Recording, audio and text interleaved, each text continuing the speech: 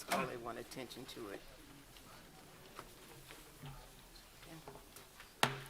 We call our meeting to order at this time. I'm going to ask that we please stand for our invocation and pledge of allegiance.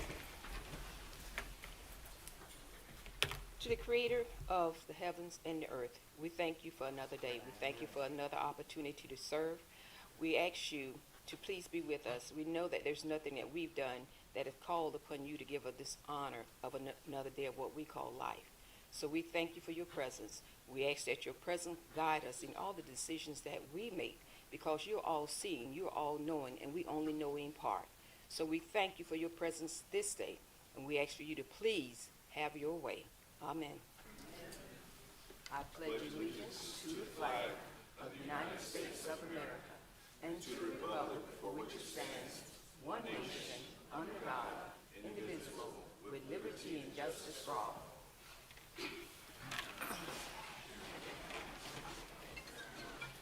Council, I'm going to call your attention to your agenda as we move forward. I'm going to ask, first of all, we have approval of our minutes from July the 8th, 2024 regular meeting. Do we have a motion? So moved. Second. We have a motion and a second. Any discussion? Hearing none, all those in favor signify by saying aye. Aye. And opposed, like sign. Also, Council, you also have before you an addenda to the agenda, and it's entitled Executive Session and Action from the Executive Session from the special call meeting held at 11 o'clock a.m. on August the 12th, 2024, to receive legal advice regarding the PFAS suit 30-4-70A2. Do we have a motion? So moved. Second it. We have a motion and a second. Any discussion? Hearing that, all those favors signify by saying aye. Aye. This item will be added to our executive session listing at the end of our meeting. At this time, we'll move forward with honors and recognition. First, we have service recognition. We will call for the chief from the fire department to start us with our recognitions following fire department. Then we'll have chief from our police department, and then we will have recognition from direct from our engineering department. Please proceed as outlined.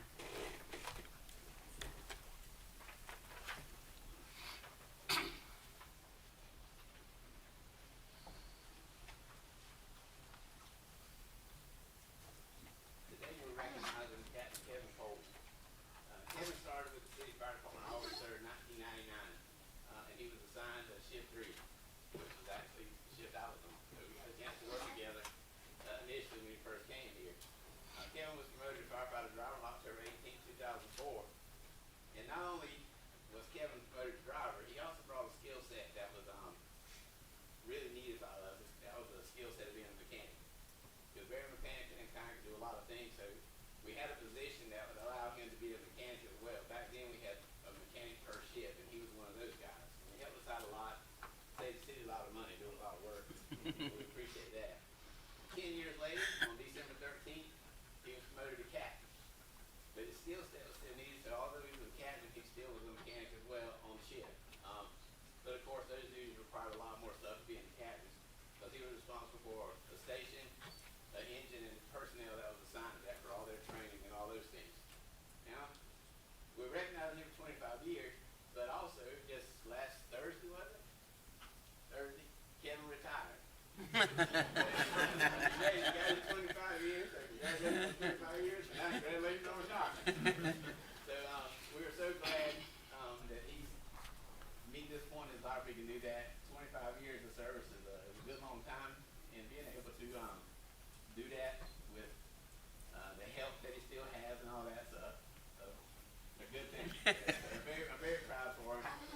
You know, he was a firefighter before he came here as a volunteer, and he's going to continue on being a firefighter at volunteer service after he leaves here. So just congratulations on everything.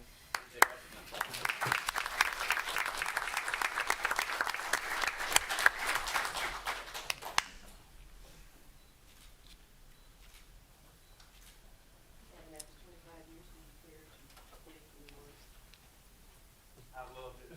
I loved the job. Unfortunately, I did decide to retire a little bit sooner than I wanted to. My parents get a little bit older. It's just the things I need to worry about. Having my focus there more than I didn't want to have to say more than here, but on a 24-hour shift, when you have to separate your mind and body from my full focus and to keep my crew safe, I would have had to try to pass off everything and forget everything about what was going on at home with parents or anything else. And that was kind of tough. So I made the choice to go ahead and retire, spend some more time with mom and daddy, help them out with everything. I hate leaving the fire department. You know, I understand you always say that when it comes to here on this earth, families first. And so there's nothing like parents. You will not have another set of parents. So congratulations to you for having your parents and most of all putting them first because they love and care for you to adulthood and now to return to love. And I'm glad as a city we've been able to be a part of your family, but also the service that you provided protecting all of us. Now we're happy for you. Enjoy yourself. We're glad for your service, but we're glad for you to enjoy the next phase of life. So thank you. Thank you.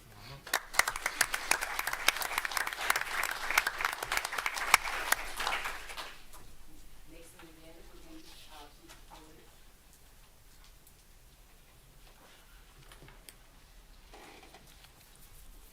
Brett? Run up on me. We're here to recognize Lieutenant Christopher Allen Walters for 25 years of service. Nice middle name, by the way.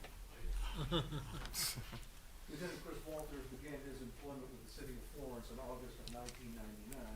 He attended the South Carolina Criminal Justice Academy in November of '99 and was a graduate of class number 390 in February of 2000. After completing field training. Oh, really? After completing field training, Chris was assigned to uniform patrol duties for several years, where he worked his way to achieving the rank of corporal. After serving several more years as a patrol corporal, Chris transferred to the traffic unit where he attended and successfully completed all phases of the many motor vehicle collision reconstruction courses offered by the Criminal Justice Academy. While working in the traffic unit, he excelled in the many facets of motor vehicle collision investigation as well as the enforcement of traffic laws. Chris was then promoted to the rank of sergeant and transferred back to uniform patrol, where he served as a first line supervisor. On July 29th of 2023, Chris was promoted to his current rank of lieutenant and currently oversees the daily operations of a squad of officers. In this role, Chris has been effective in supervising many junior officers and collaborating with senior officers as well as other departments and employees of the city. To ensure that citizens he serves are receiving the highest level of law enforcement service. Lieutenant Chris Walters is also an accomplished painter and sketch artist. We work out together frequently at the YMCA. He's talking about leaving us maybe in September, but I keep trying to talk him out of that. Been very kind. So we just want to take this opportunity to thank you for your dedicated 25 years of service to the city.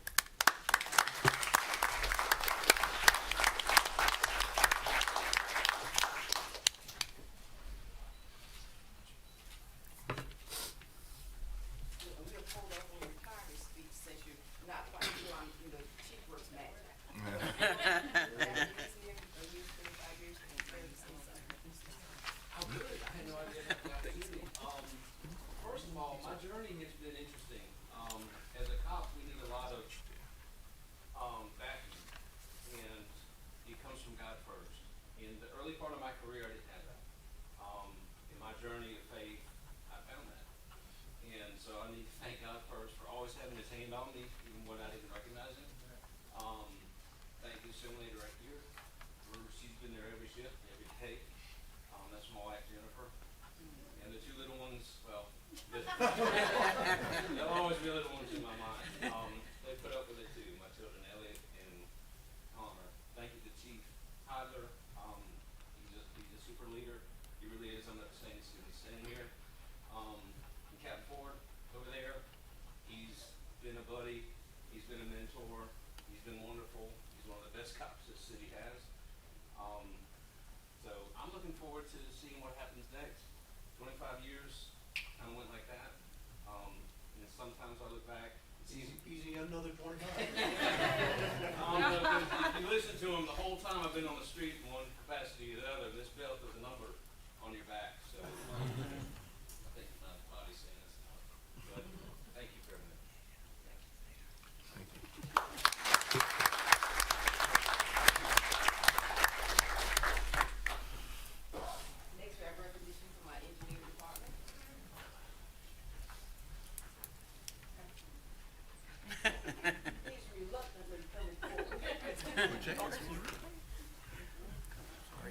Mayor, members of council, I'm pleased to announce that we're celebrating 10 years of service for James Clint Moore. Mr. Moore started August 11, 2014 with the city. He came from the private sector. He's been with us again 10 years. He's risen through the ranks, promoted 3 or 4 times during that time. He's now our assistant city manager. Clint has his fingerprints throughout the city of Florence. His unique skill set has assisted us and saved us tons of money using him. He's a landscape architect, so we use him in that capacity. In our housing programs, designing subdivisions, working with our planning department. He's worked there. He's currently engineering special projects. Downtown is a passion. All of the major projects in downtown. Our farmers market, he worked with us on that. So he's worked throughout the departments, all of the departments, all of our department directors have used Clint services in the past. The public certainly knows him through stormwater, all of our housing developments. All that runs through Clint's office. Very small department, but they get tons of work done. Clint is invaluable to the city of Florence. We certainly hate being here today, but we did have him up here and want to say congratulations on 10 years.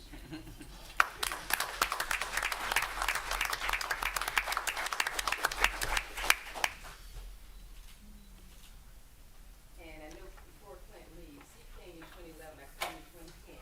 So I'm gonna tell you now, when you look at all the community development, especially in our catalytic areas, and the Vista Place, the Old Harbor Station, and also Pine Street, historic Pine Street, you're looking at a major part of what he's played to this. Now, I always say to his successor that our previous city manager, Drew Griffin, who came forth, I know Drew's had a heavy handprint on Clint. But Drew, when I first became a part of council, he brought forth a plan that he had written, that he wanted to see things done over 29 years for the city. So the vision you see right now happening in Florence is happened over time, building on the foundation of the past. And so I'm glad to say that, Clint, you got the things there. I know you got a good 25 years. So I'm going to stay with us, so you will see this vision of how development should take place with design. Thank you.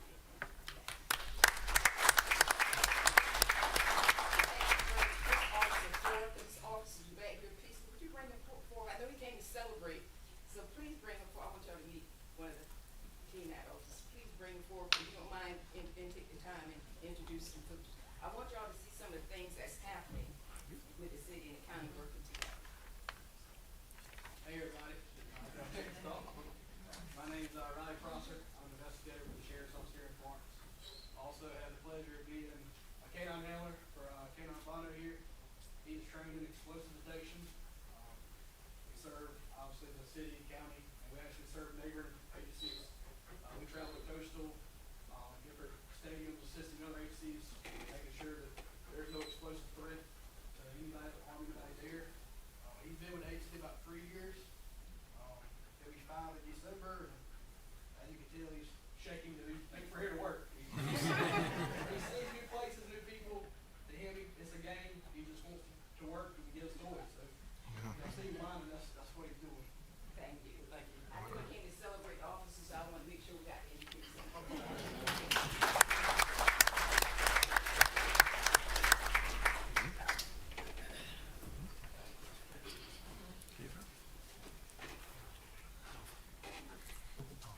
That concludes our honors and recognition. Next, we'll move forward with our appearances before council. We'll give the audience time here a few minutes.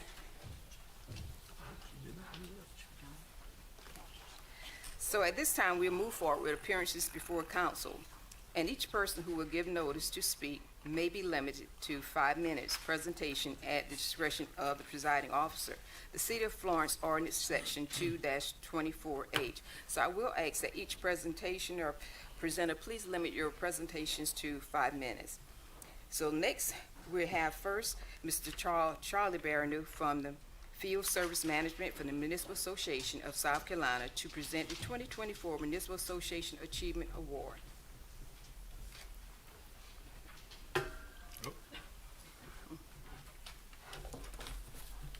Madam Mayor, members of council, it is great to be in Florence. Let's keep the celebration going.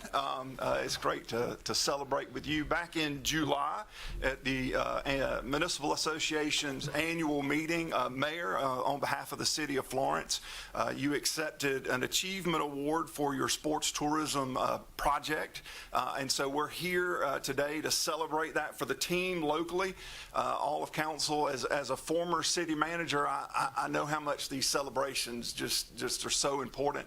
I've got a short video that we're going to show, and then afterwards, if we could take a photo together. I would tell you, 271 cities in our state, 40 applied for this award, and Florence is the winner this year. Your name is on here 5 times. That speaks heavily for this city and your leadership. So with that. Cultivating excellent recreational opportunities has long been a goal for the City of Florence's comprehensive plan, and this focus has come to an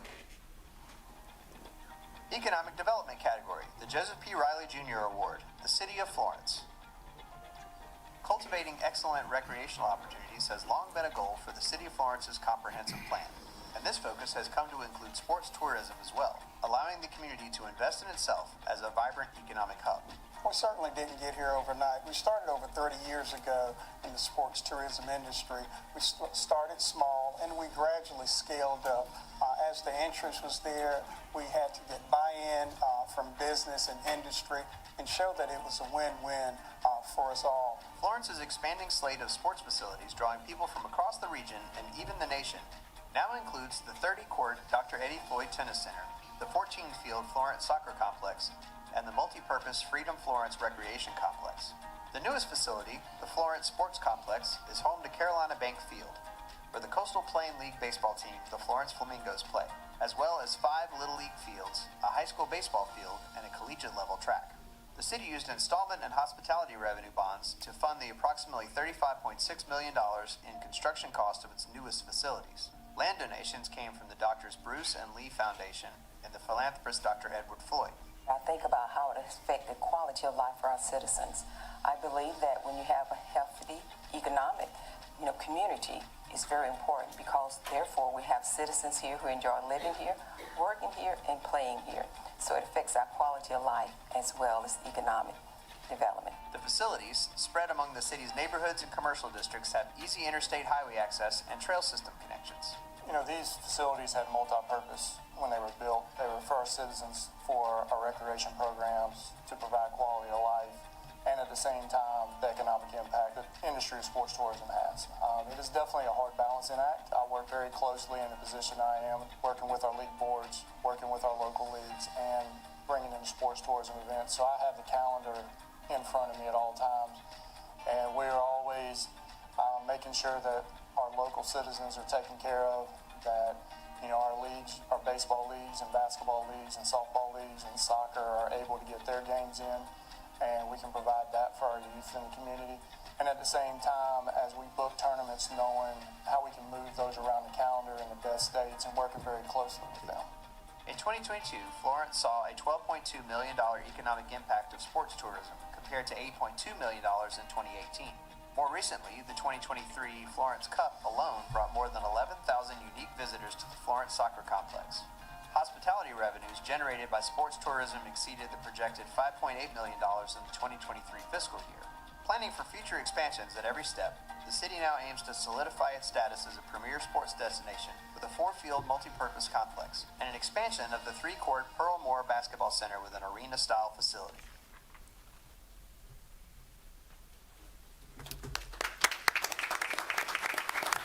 Again, so on behalf of the association board and our team, congratulations to Team Florence for winning the Joe Riley Achievement Award in Economic Development. And I'm going to ask that the staff please come forward and line up below for a photo. And I'm going to ask the council, will y'all come in closer and stand together for a photo? Y'all please come stand up towards the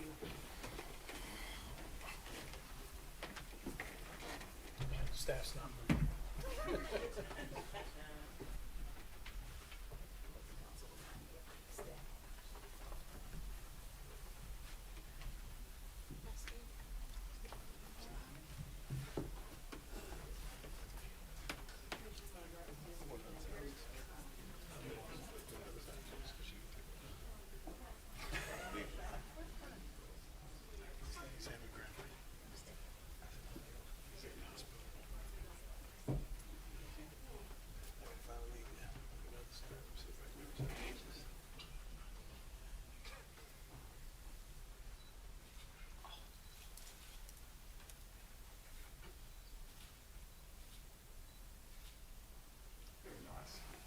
Congratulations to all of you.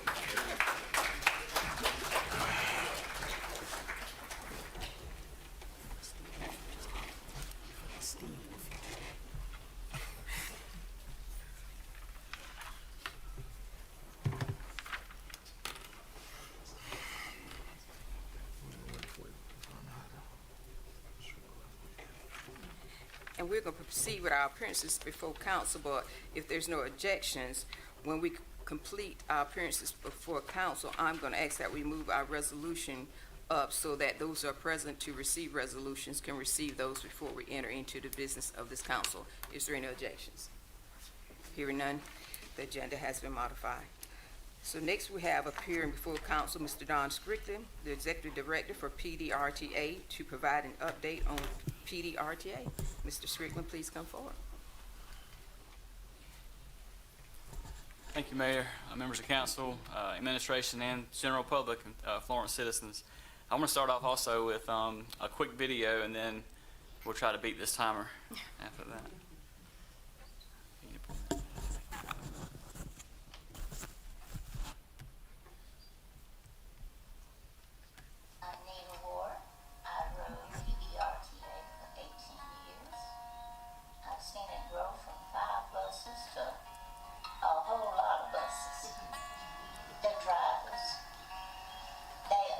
Courteous, funny, they're more like family than they are drivers.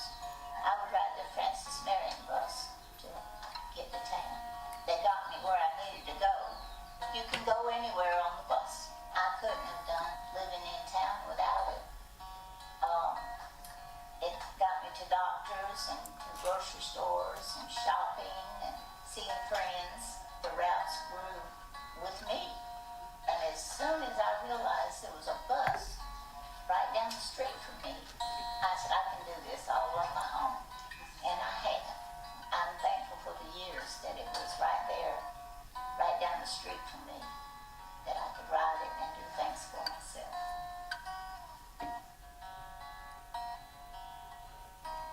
The best part of working at PDRTA is knowing that we're providing a service to so many people to allow them to get to work, pay their bills, and do their daily tasks that they may have no other way to get it done if it wasn't for PDRTA. I've been behind the wheel of a bus for over 10 years. It makes my heart glad when I can go down to the transfer center and see the different people getting on the buses and doing their daily routines.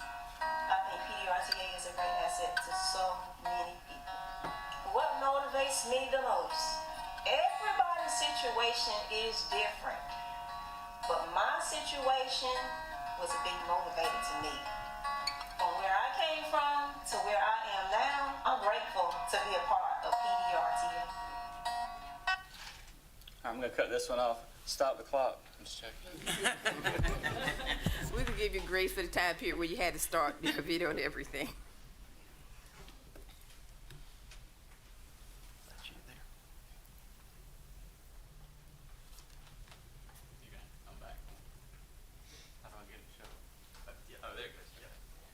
All right, thank y'all so much.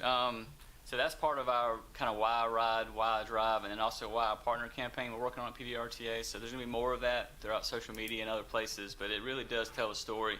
You can multiply that times, a few thousand, and that's kind of what we see day in and day out is just folks that, truly need what we're kind of putting out there. It gives them access, gives them, the flexibility to be able to do things they don't have to rely on other people to do, and that's really what it's all about.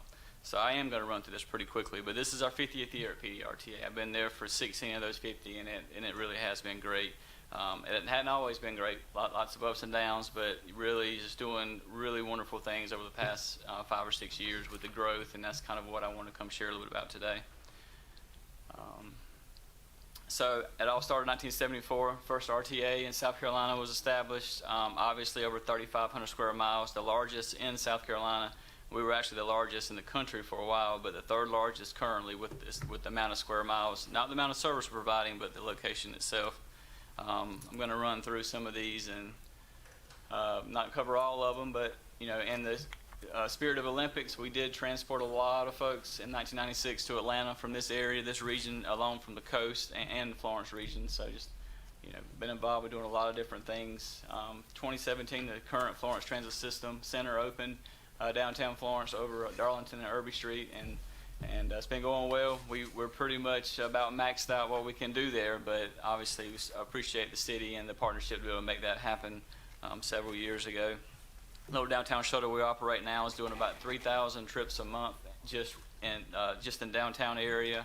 A lot of that's related to medical appointments, but just really good service there. A lot of service in the rural areas. We've had a lot of growth in recent years with just new services. I won't run through all of it, but just a few years ago we were only running service in 2 counties. Now we're running service in all 6 counties that we're commissioned to serve, and growing even more. A couple things that really kind of point to the Florence side is recently we started the Timminsville Express route, which connects to Florence. A lot of folks in Timminsville needed access to get to Florence, and now they have that 3 days a week. We're hopeful to be able to do that 5 days a week pretty soon. We did host the inaugural South Carolina Rural Transit Day. We had another one this past year, and that's been going well. Couple other things. The biggest thing on this list is obviously new service in Chesterfield County, but also we started the Black River to Florence route through a partnership with MUSC. That connects folks in Lake City, Scranton, Coward, Effingham to Florence, and obviously that's a big part of that route, or those individuals, those citizens coming this way, and what they're doing, they're spending resources this way. So we're happy to be able to provide that to get them to their not just medical, but shopping, anything else they need to do, and a lot of that is workforce as well. This past year, our Senator Mike Rickenbach and Patricia Henning, representative from Marlboro County area, received the task. That's the Transportation Association of South Carolina. I have the honor of serving as president of that group right now. Sometimes it's an honor, sometimes it's more than I want it to be. But it is going really great, so we were honored to be able to do that with them, and then we also had them involved at our 50th anniversary at SIMT a couple months ago. Y'all met this lady a little earlier. So a few things I just wanted to touch on. For the past 5 or 6 years, I've kind of made a case for we've got to extend services. We currently end at 6 p.m. on the Florence Transit System. Now, we are running workforce routes. About 55% of our ridership now are individuals going to and from work every day. And so this is certainly a piece of that puzzle. You can see some of the other RTAs across the state and what they're doing, but most of them, they're at least getting that second shift. Folks home from work, they're able to go to dinner. They're able to go, to somewhere, nice restaurant, sit down and eat, still use the services to get back home. So, and in the future, I do hope we can work together to be able to try to figure out how to navigate beyond that, so we can extend those services past 6 p.m. There's a lot of foot traffic, folks getting off work at 7, 8, 9 o'clock, and either having to try to find a ride home or walking home or biking home. So we definitely want to be able to provide them with the resources they need.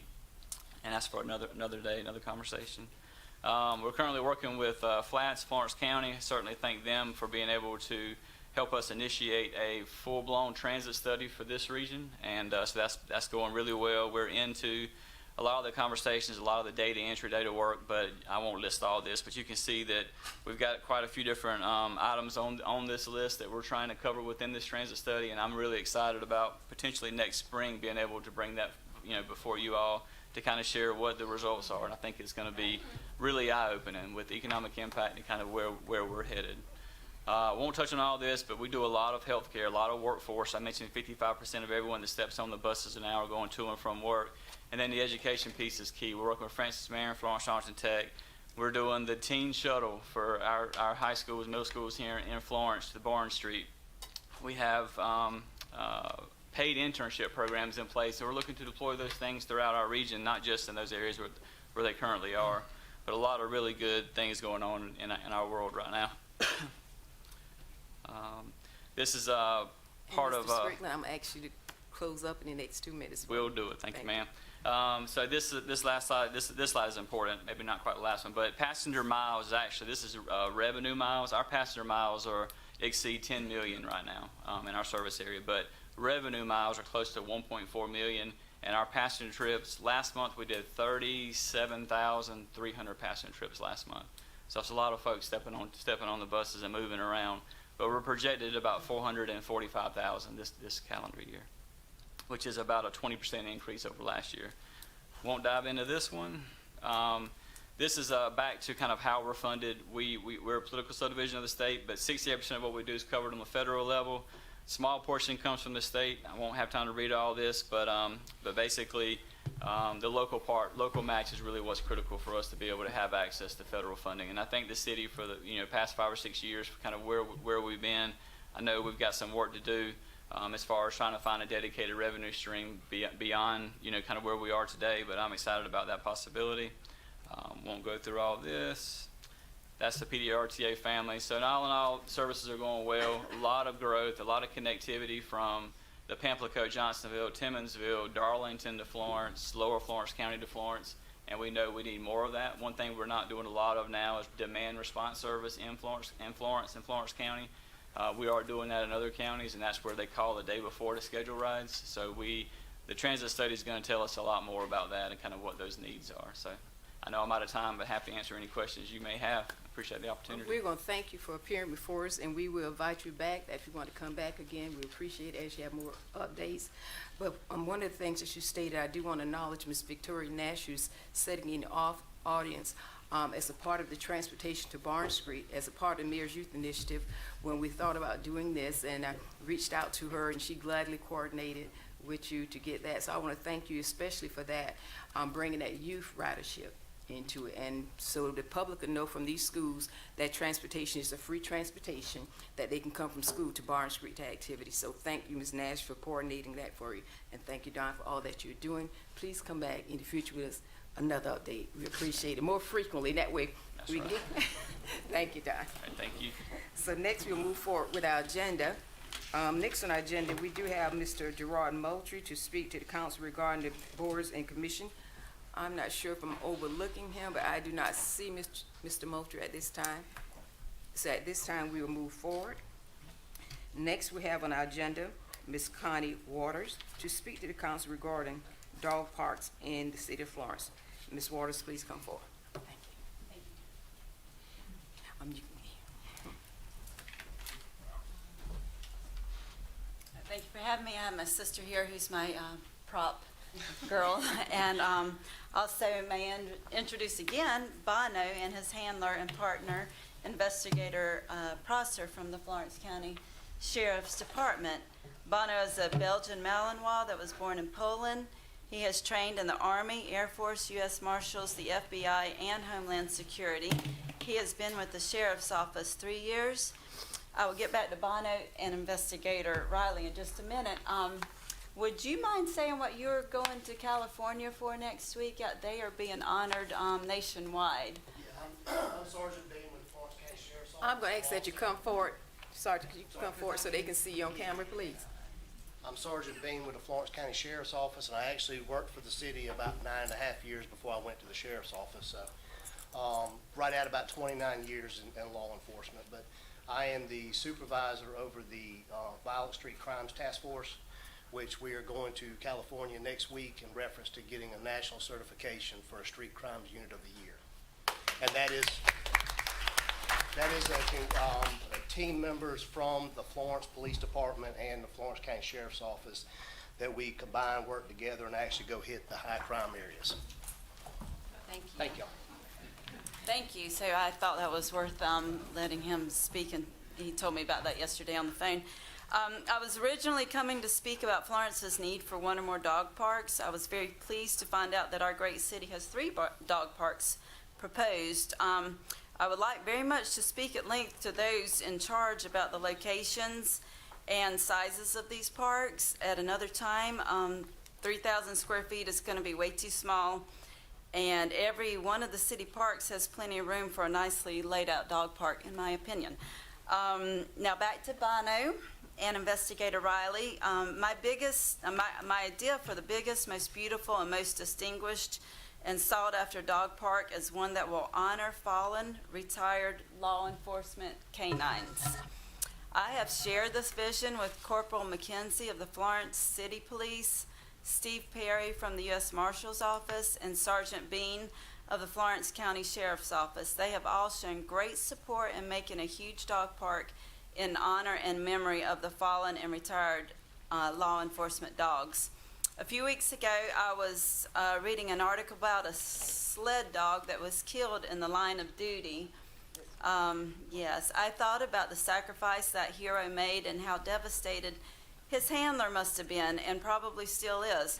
With that story, I came up with the idea of the city creating a wonderful dog park honoring fallen military and law enforcement dogs. It will be called In the Line of Duty Canine Memorial Park, where a dog can be a dog. It will be huge, and it will be most definitely have a pond for dogs who love to swim. It will have a giant fenced-in area for dogs whose owners prefer them to be in an enclosed area. It will be so big that they can run freely, and it will also have access to the water feature through another gate. There will also be a separate but connected enclosed area for smaller dogs, and the connected areas can go for all the dog parks that are planned in the city. Levy Park is beautiful. It's going to be an amazing place to have a dog park. The remainder of the dog park will be a free range for the dogs who love to run and explore, who are in training for hunting, or who, like Bono, is in a vehicle 12 hours a day, and he needs a place to exercise and stretch their legs a bit. I can imagine he needs a lot of exercise. There will be agility courses and picnic tables and plenty of shade for both dogs and humans. There will also be plaques with pictures and descriptions of the fallen canine heroes through the park, and more will be added throughout the years. Residents will have the opportunity to purchase handmade bone-shaped wooden plaques with the name of their deceased hound painted on them, and they will be displayed along the fence line of the enclosed area. And I think that would work in all of the parks of the city, where the local neighborhoods will go to one park in particular, and their dogs' names can be on those fences. And these will be made by local artists. I think we all know the perfect place for the dog park. It is all of the open area at the City of Florence soccer complex, the area that was abruptly taken away from the scores of people and dogs because of threats to the city by one or more bullies that the city bowed down to. Anyone who doesn't feel comfortable in an area with happy dogs running free can take themselves and their leash dog to the rail trail or literally anywhere else in the city or the world. I don't understand why anyone would be so selfish as to complain about the one and only place in Florence that dogs could run free. Please return this place to us as quickly as you took it away. I do understand that when soccer events are going on there, we will need to have restrictions on free range area, such as walking around the complex with dogs on leash during those times. The dozens of times over the years that we took our 3 dogs, only a few times were there even events going on. Usually it was pretty empty area. The city has done an amazing job in creating the rail trail, exercise facilities, both indoor and outside, and revitalizing the downtown, and so much more. I truly hope that you will consider the thousands of residents of Florence and the tens of thousands of travelers on I-95 who own dogs and need a place for their dogs to exercise. It is crucial to their mental and physical health. In the Line of Duty Canine Memorial Park can be the perfect place for a dog to be a dog. Do we want to be known just for having a Buc-ee's, or do we want to be known for the best dog park on I-95 and in the nation, and one that gives honor to the fallen and retired service dogs of this city, state, and nation? No bones about it, this is a doggone good idea. Thank you, Ms. Waters. Thank you. Thank you. We're moving forward with our agenda. Next we have is Ms. Jane Baer to speak to the council regarding the recent dog attacks. Good afternoon, everybody. Good afternoon. I'm Janie Baer, and today I'd like to address the control of dangerous dogs in Florence, specifically pit bull type dogs, in response to the tragic July 10th mauling death of Karen Nelson, who was my son's music teacher many years ago. Like Karen, I'm an avid cyclist. I've had a scary close call with a charging pit bull while on a ride here, but fortunately in my case, I got away. There is now no doubt in my mind that what happened to Karen could happen to me.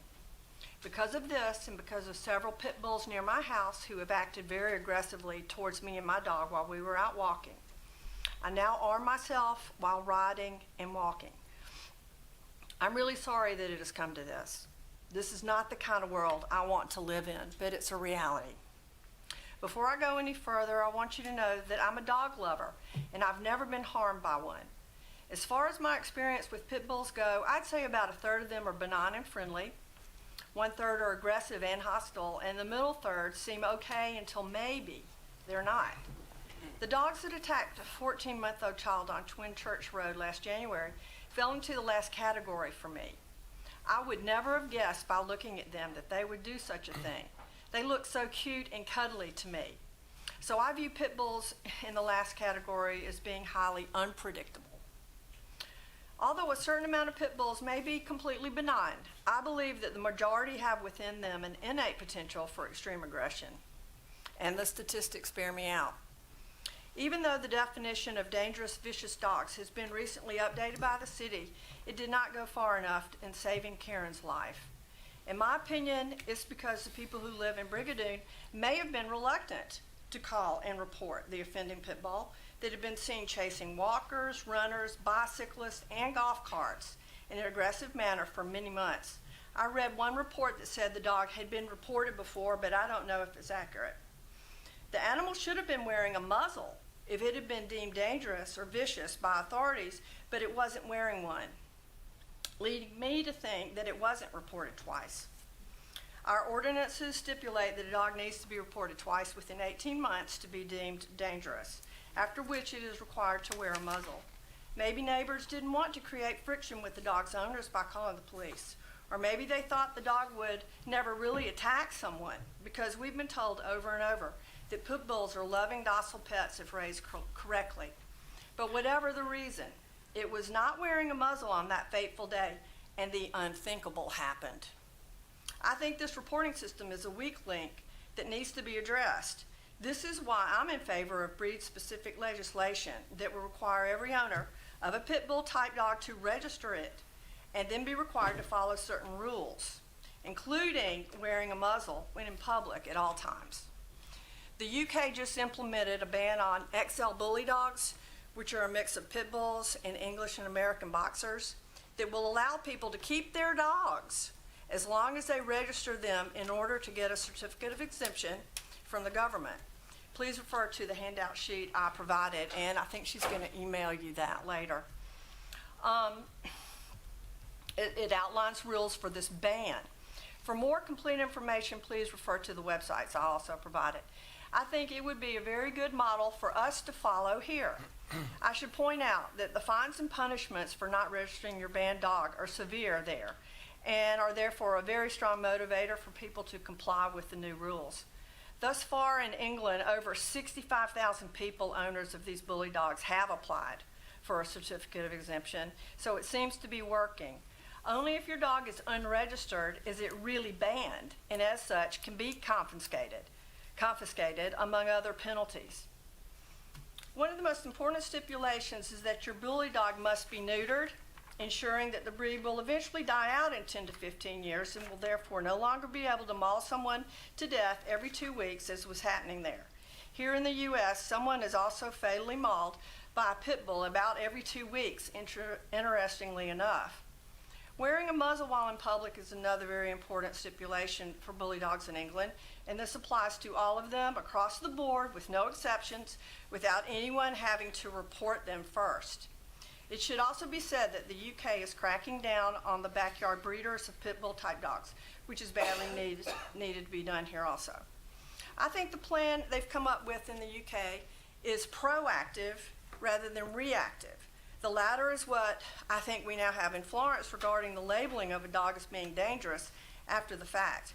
Oftentimes a pit bull that has previously passed the temperament test with flying colors attacks someone without warning, which tells me that it's safer to consider this breed as being potentially dangerous in the first place. In my opinion, it's too late to designate a dog as being dangerous and vicious in situations where someone has already been harmed or, God forbid, killed. In the same heinous way, Karen lost her life. For at that point, it's time to put the dog down rather than put a muzzle on it.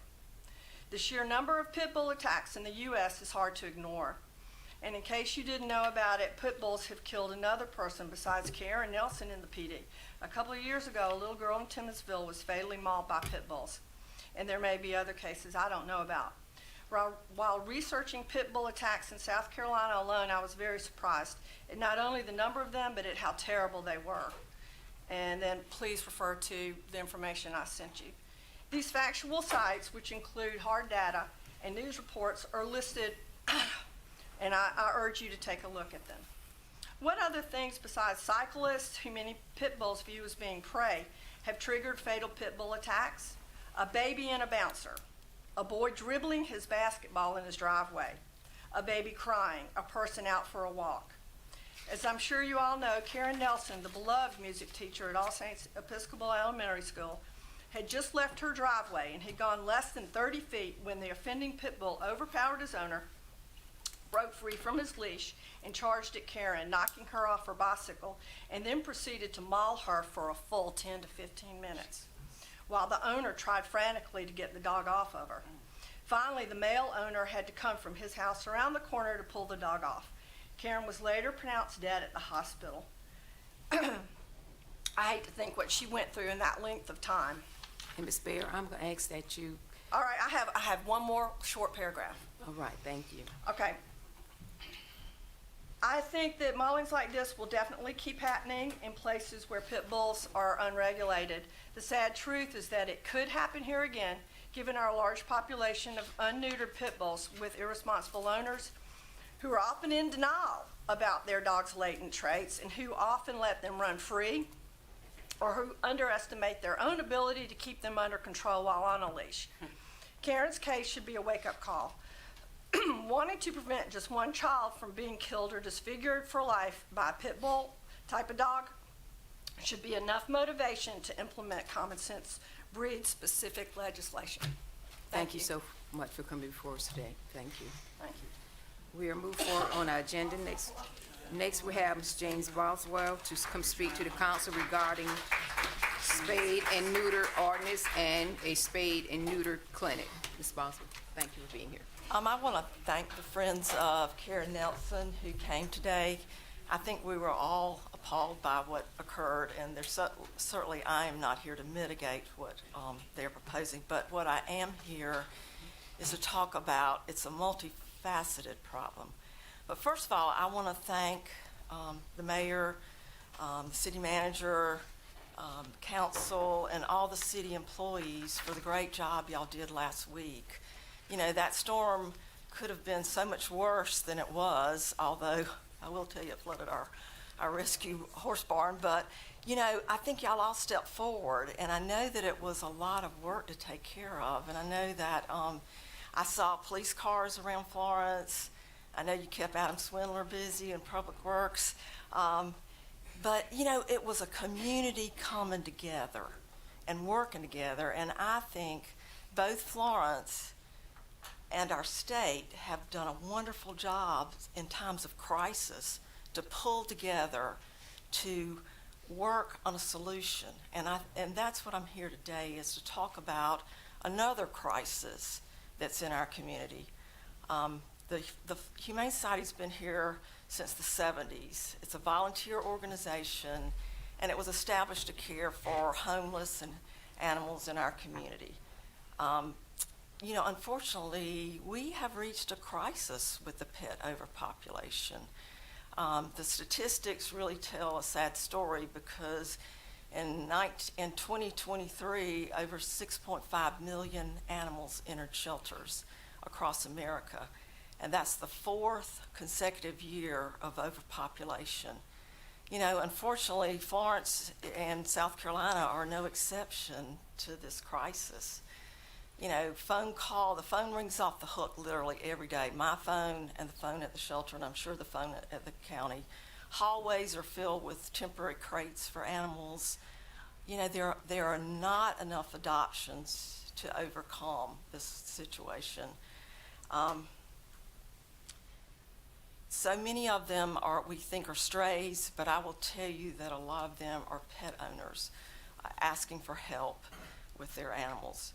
You know, I think anytime we are definitely in a time of financial hardship, and anytime people suffer, pets suffer, because often families have to make a choice between food on their table or getting medical care for their animals. There was a study that United Way did recently where it said 40% of people in the whole PD, including Florence, every community in the PD, families are living at or below ALICE, which is asset limited, income constrained, but employed. And so I think we need to come together as a community to resolve this situation. What we are proposing with the Florence Area Humane Society is a regional low-cost spay-neuter clinic that will help not only the city and county of Florence, but also surrounding counties in an effort to lower the pet population. I mean, we just have to. The idea that I see is that city and county, we already have startup funds, and we're just asking the city and county come together to make this a reality. We have a facility that we're in the process of renovating. The idea would be that it would be as low cost as possible. We are not in the business of making money. Our idea is that we would help the residents of our community by offering very, very low vouchers, very low cost spay-neuter, and also vaccines for their pets. I think one of the things that was spoken to by Janie is the fact that there is a huge overpopulation of bully breeds in our community. If you were to look at our shelter, probably 80% have some type of bully mix. I think it speaks for itself that there is currently, Best Friends Animal Society is currently offering free spay-neuter of bully breeds. They want to do it here in Florence. They want to do 150 in 3 days, and it's free. It's offered to the residents of our community. I would like for us to be able to continue that so that we can lower those numbers. The other alternative is, euthanizing everything, but if we don't start at the root of the problem, which is two things: unfettered breeding and no avenues for spay-neuter. There is no low-cost spay-neuter clinic that offers as many services to people in this community. I would love to have your support. I would love to talk with you more about it. We have currently have a financial plan. We're working to expand that to a 3-year financial plan. And as I said, we have startup cost, and we're really ready to roll it out. And hopefully, I want to work with these friends and other people in our community so that we can stop this at the source. We've got to stop the reproduction, and we are definitely love what y'all do to help our community become a better place, and we want to be a part of that. And I thank you for your time this morning. Thank you for coming before us today. We appreciate you.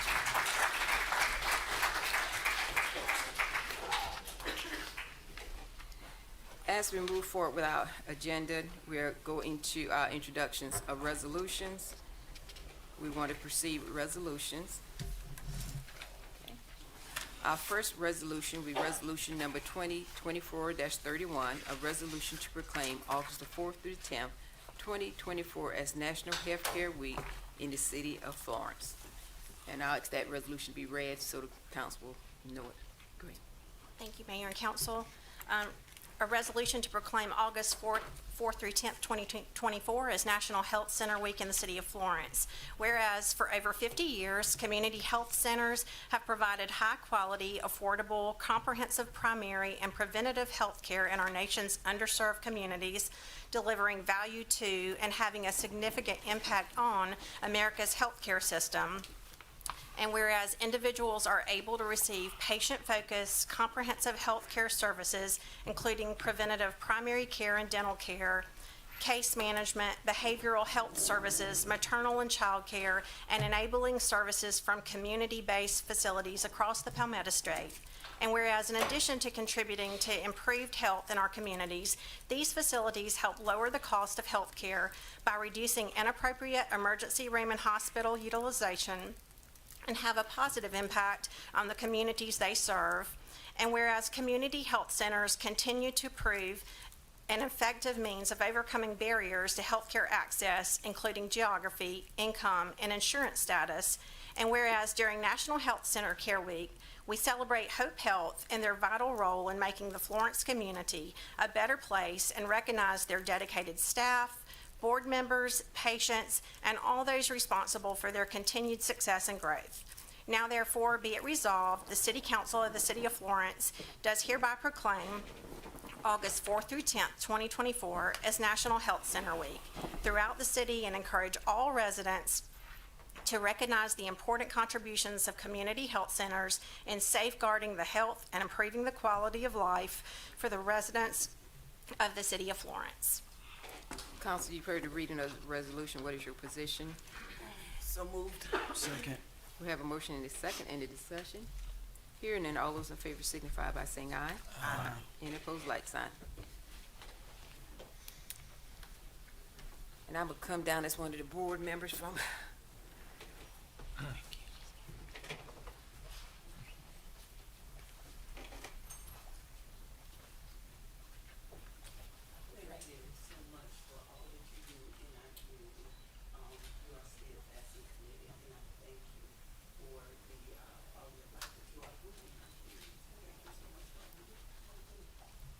And as a board member for Hope Health, I want to thank you for being a part of the team.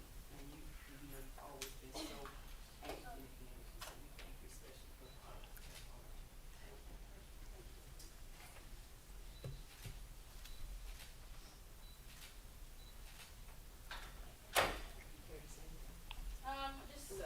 I'm asking her to carry the I know Nicole from carry the National Health Center Week is just a very important week for Hope Health. We are one of 24 community health centers in the state. We are one of the largest.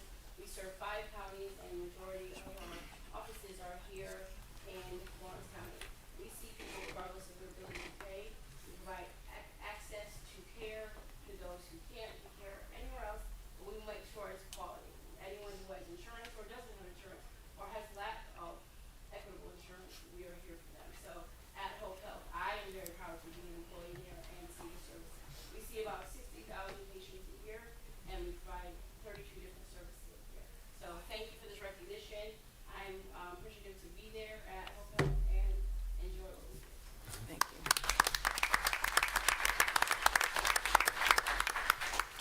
And also, I do want to reiterate the importance of healthcare centers is that even here in the city of Florence, we are a part of, I say, the medical hub of the PD. Because you have McLeod and also MUSC here, in the past, what we found throughout the nation, a lot of time people will attend or come to the ER to seek what we call what should have been preventative or primary care.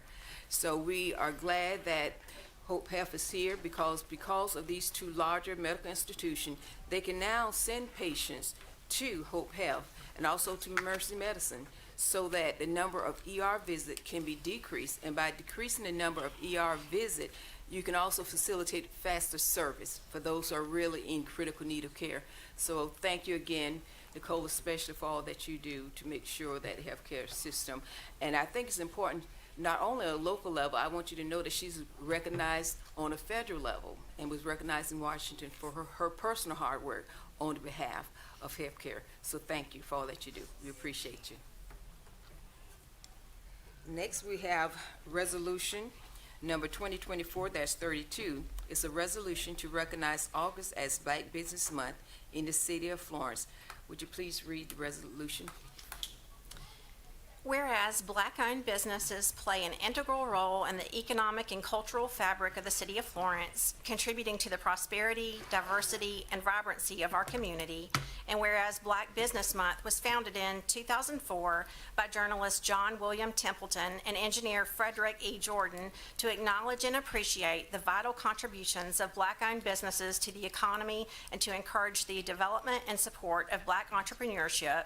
And whereas the City of Florence acknowledges the historical challenges and systemic barriers that Black business owners have faced, including limited access to capital, markets, and resources, and is committed to addressing these inequities to foster a more inclusive and equitable business environment. And whereas the Greater Florence Chamber of Commerce, through its Minority and Outreach Director, has shown exceptional commitment and dedication in supporting the growth and success of Black-owned businesses in our community. And whereas recognizing August as Black Business Month in the City of Florence will promote greater awareness of the achievements and contributions of Black business owners, encourage residents to support local Black-owned businesses, and inspire the next generation of entrepreneurs.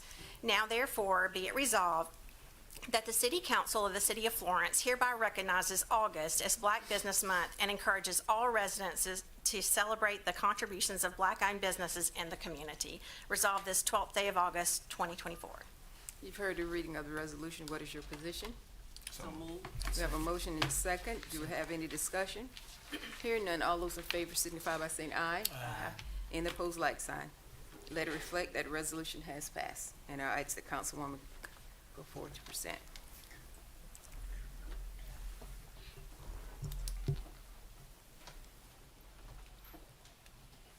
I want to thank Liz for stepping up and always being a community outreach for our Black businesses. There are a limited access to resources. Liz here, make sure that he provides these resources to our entrepreneurs in their quest to become successful. So I want to thank you so much, Liz, for all that you do. For those who don't know, we do business, networking business is every week. Les here, right here, helps me, and we try to connect with our businesses to ensure that they have all the resources and capital that they need to be successful. So again, thank you for all your dedication, hard work you do, and commitment to our community. Thank you. Thank you.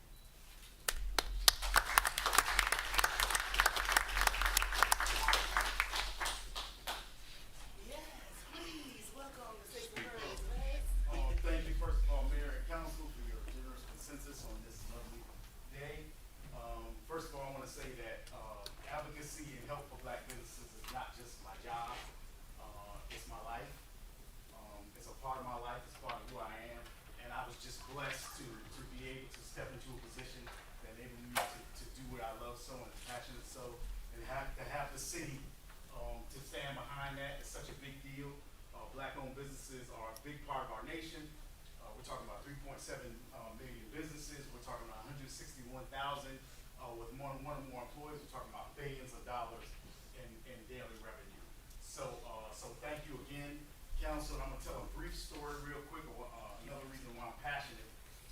Years ago, flashback to the Jim Crow era, had a grand uncle who started a business in rural King Street, South Carolina. And unfortunately, he began to make revenue. And one night, he was greeted, his family was greeted by torches. And they told him if he didn't, cease and desist with that business, that someone in his family may disappear. And so that kind of destroyed a gap of generational wealth for he and his family. So we fast forward to today, and we thank ourselves and thank the city. Thank you, all for your generous recognition, and thank you again. Thank you.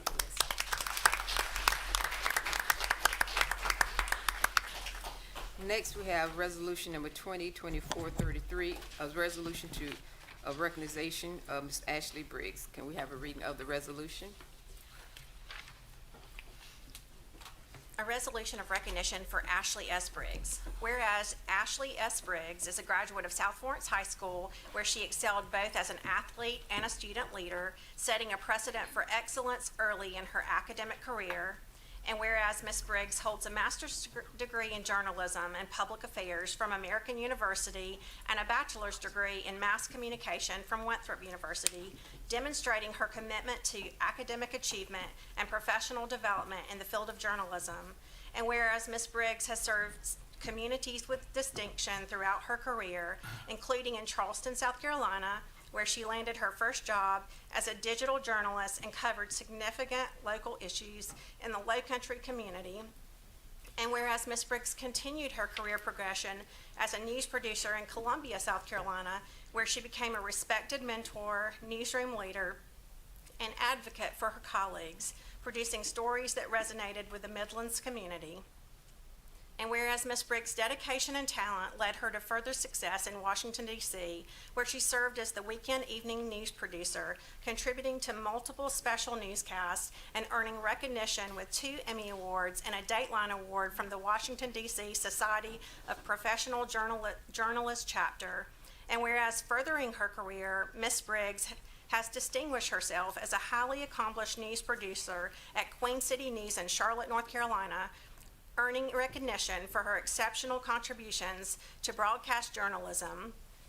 And whereas Ms. Briggs is an active member of Alpha Kappa Alpha Sorority Incorporated and the National Association of Black Journalists, embodying a commitment to community and professional organizations that support diversity and excellence in journalism. Now therefore be it resolved, the City Council of the City of Florence does hereby recognize Ashley S. Briggs for her outstanding achievements in journalism, her commitment to serving and informing communities, and her contributions to the field of broadcast news. Resolved this 12th day of August, 2024. You've heard the reading of the resolution. What is your position? So moved. Second. You have a motion and a second. Any discussion? Hearing none, all those in favor signify by saying aye. Aye. Any opposed, like sign. Let the record reflect the resolution has passed, and we ask Councilman Smith to please come forward.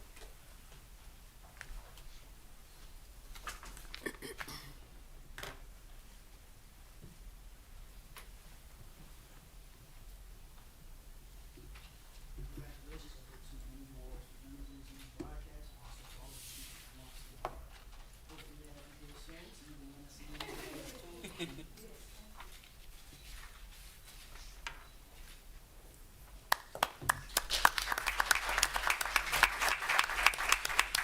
First off, I want to thank God for giving me the opportunity and that I choose to pursue journalism. And secondly, I want to thank my family and friends who are here supporting me today. And also thank you to Councilman Smith for giving me this resolution. Florence has a special heart, a special place in my heart. And if it wasn't for this city and this community, I would not be the woman that I am today. So thank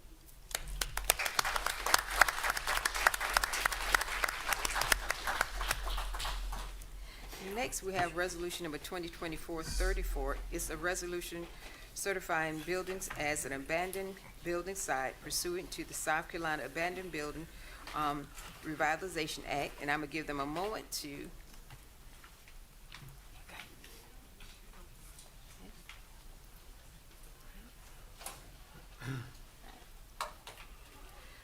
All right. The Carolina Abandoned Building Revitalization Act, Title 12, Chapter 67, Section 12-67-100 of the South Carolina Code of Law as amended regarding the property located at 161 North Court Street, Florence, South Carolina, Florence County Tax Map Number Parcel 90073-15-029. So moved. Second. We have a motion and a second. We'll hear from Mr. Moore. Thank you, Mayor, members of council. This is a resolution that will certify the buildings that were located on North Coit Street that's in association with the Urban Square project. They submitted their letter of intent with the state a while back, and as a part of this process, passing this resolution is what kind of completes all the documentation they have to do. So they have started grading out there. Unfortunately, came in the hurricane and all the rain that we've had. So we're excited about that, but again, working on this with the resolution for the abandoned building portion. We have a motion and a second. Any discussion? Hearing none, all those in favor signify by saying aye. Aye. Any opposed, like sign. Let the record reflect that the resolution has passed. Next, we have resolution number 2024-35. It's a resolution of the City Council approving downtown redevelopment grant for first quarter for the fiscal year of '25. This resolution will be discussed in executive session. Next, we have report to our council. Next, we have Department of Environmental Services to provide a water system up. Oh, let me go back up to we had to go over our ordinance. So we'll go back to them and then we'll come back. We have bill number 2024-13 for first reading. It's an ordinance providing an issuance of sales of combined waterworks and sewage system revenue bonds of the city of Florence, South Carolina, and other matters related thereto. Do we have a motion? Second. Have a motion and a second. We'll hear from Mr. Davis. Mayor, members of council, thank you. As stated, this is water and sewer revenues, bond revenues up to $270 million. These funds will allow us to increase our surface water treatment plant or expand it 10 million gallons. It'll also help us work with Jeffries Creek Sanitary Sewer Interceptor. As you know, we have to increase our surface water up to 10 million gallons because of growth and development in Florence. Fortunately, Florence has become the place to be lately relative to economic development. In the last several years, we had a number of notable expansions in economic development. We had our Niagara plant. Now we have ASC and others. With that, it comes also growth in housing development. We have about 5,000 different permits online now. That would certainly have an impact on our system. We're trying to get ahead of that curve. This will allow us to do so.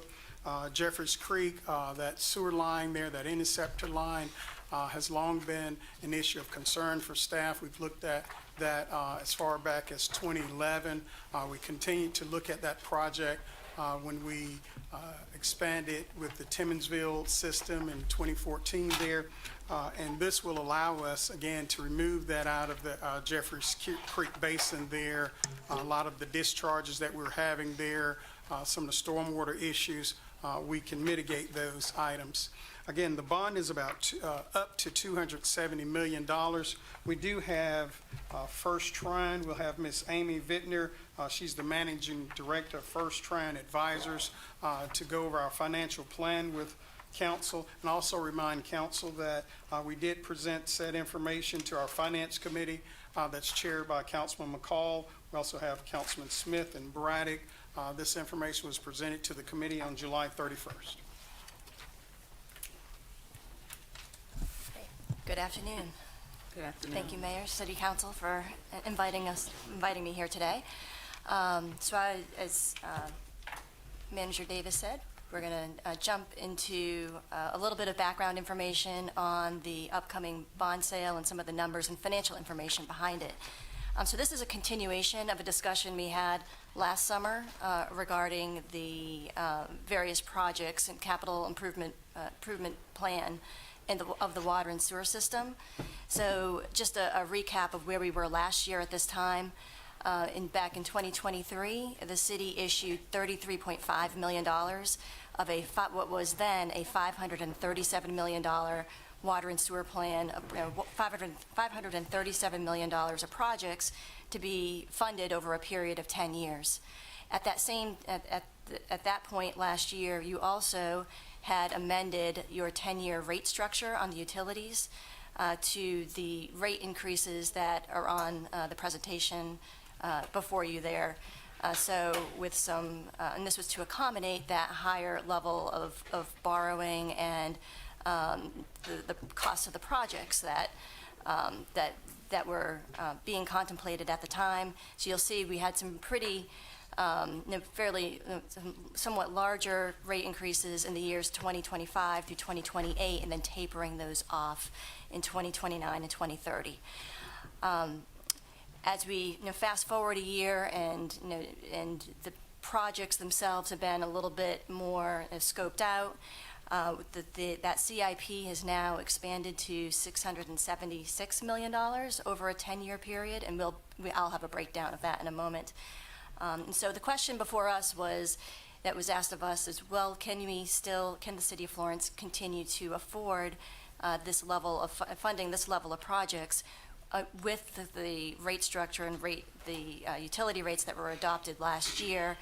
And so we took a look at that. We looked at the timing of when these projects would come online. We worked very closely with the city's rate consultant, and who is in the process of updating their financial analysis. But the early indication, at least in the short term, is that yes, we are not going to need a rate increase in the short term and so basically the rates that were adopted last year would be adequate.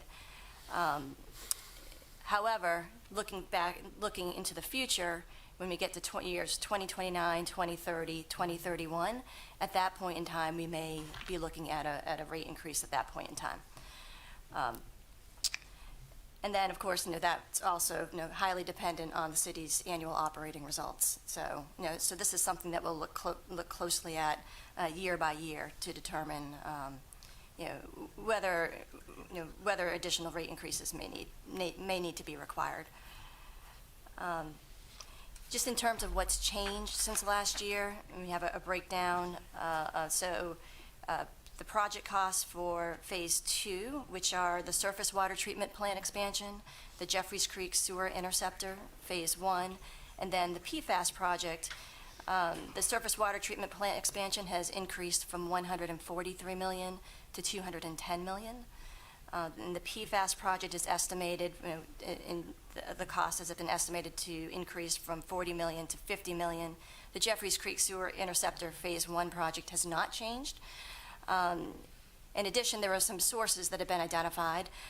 So right now, there's $15 million in grants that are anticipated that could be applied towards the surface water treatment plant expansion.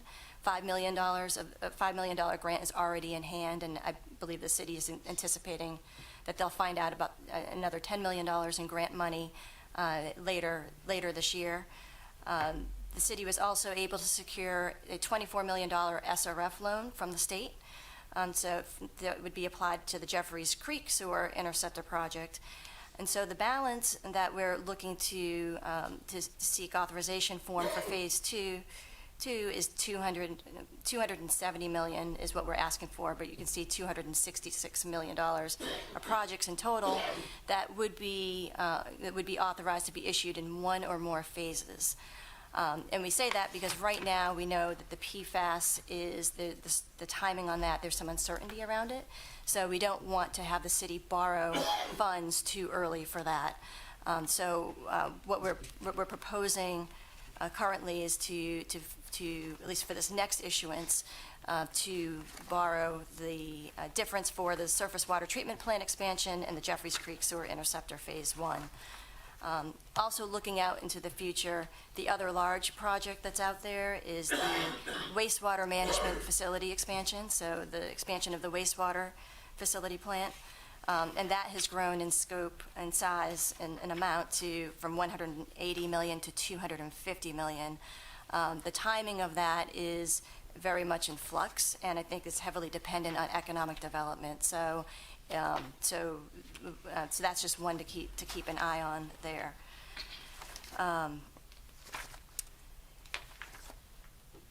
And so what we look at when we're looking at affordability, and going back to the initial question is your current utility rate structure adequate to be able to afford the new debt? What we did is we looked to see what were we projecting last year in terms of debt service. So the red line that's on that chart, that reflects the debt service from last year at this time, based on the scope of projects and the amounts that we were anticipating at that point in time. And what we've tried to do for this Phase 2 borrowing is structure the debt in a way so that the debt service is either in line or slightly below where we were last year. Just to orient you what you're looking at here, the blue bars on that chart, that's the existing debt service in the utility system. The light blue, which is the tiny sliver in there, that's the $24 million SRF loan borrowing. The orange is what we're talking about issuing in this next phase, which would be approximately $210 million of the $270 million authorization for the wastewater treatment plant expansion and the Jeffries Creek Interceptor. And then the green is the wastewater management expansion. And so it's not until you get into that final project, the wastewater, that we go above, and that's where consideration of some additional rate increases when you go to adopt your next 10 years your next 10-year plan of utility rates, that's when we would be closer in time to know, to make a recommendation there with your rate consultant as to what those rate increases might need to be. So we feel pretty comfortable with the current rates that were adopted last year. We're not recommending any amendments to those at this time. We think the amount of debt that is being contemplated, can be afforded within your, current plan of finance.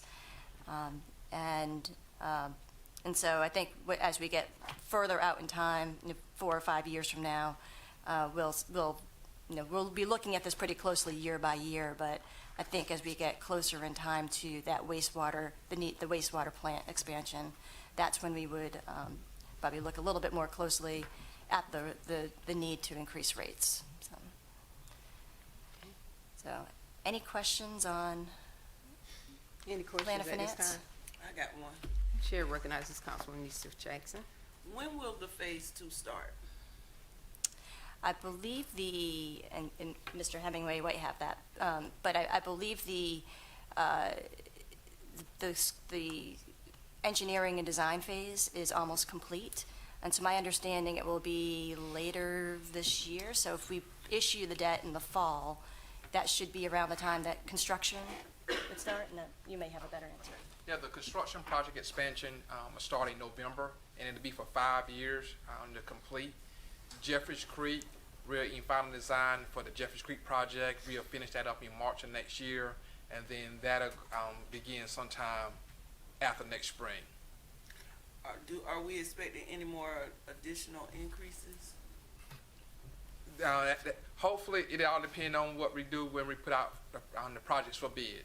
Prayerfully, those projects will come in line, and those we won't receive escalated costs from the contractors.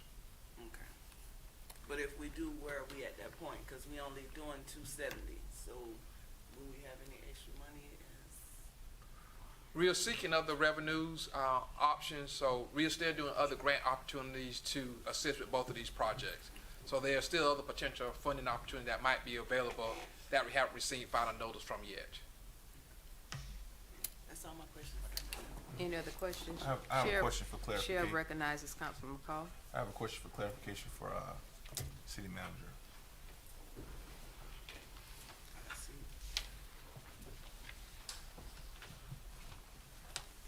And just so I guess so we're clear for the public and for in general, this here, the bond that we're getting ready to vote on, this is only pertaining to new or additions to the system. This is additions, correct. Okay. This does not take care of any of the problems we have now, or any of the I guess deferred maintenance we have at this point. Deferred maintenance, this doesn't include any deferred maintenance. This is all new projects. In essence, this is to upgrade our system so that we can continue to address the demand on the system. Any other questions? Chair recognizes Pro Tem. Sky, the Jeffries Creek Interceptor, we're under a DHEC order to address that sewer line that runs through Jeffries Creek. So this is, while you talk about new, and the amount of the Jeffries Creek Interceptor in this is 45 This is 45 million. 45 million. So 45 million of it has been a problem that's been plaguing us for, 20 years? Correct. Perhaps. So in that sense, it is addressing an existing concern in the sewer system within our community, particularly the sensitive ecosystem that runs through Jeffries Creek, to help alleviate the pressure on the system by adding another line. And I think it will run down Second Loop, is that correct? That is correct, sir. Taking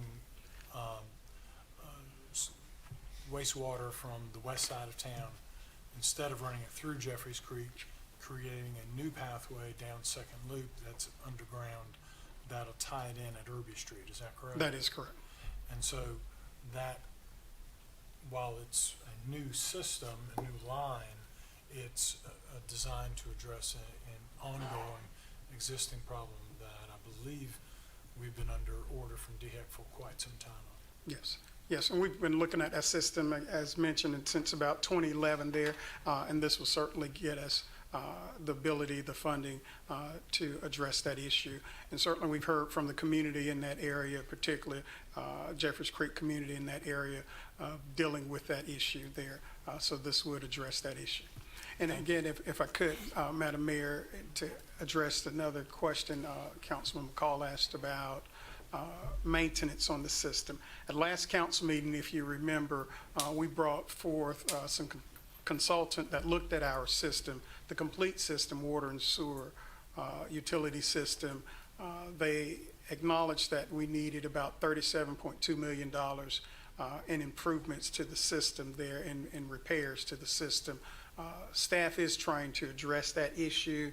We're working with some existing funding. So the operational budgets, we are steering money directly to maintenance there. And there's some grant funds. Staff has been very diligent in getting grant funds throughout state and federal funds. We should hear about a grant in the next coming weeks or months from the federal government that will allow us to address that $37 million. Those funds will not come out of this bond, so we will use those funds, grant dollars and existing dollars in our budgets to address that $37 million worth of maintenance and repair. And I do want to make sure, clear and simple, long and short, there's been some issues with the system that was deferred, what we call deferred maintenance.